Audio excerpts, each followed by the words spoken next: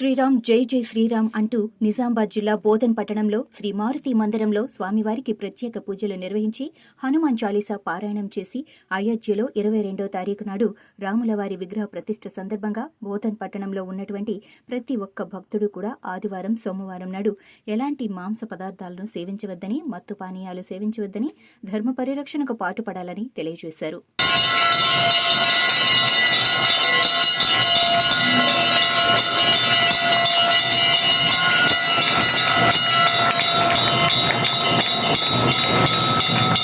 प्राण महारुद्र हनुमान की, राजा रामचंद्र भगवान की जय.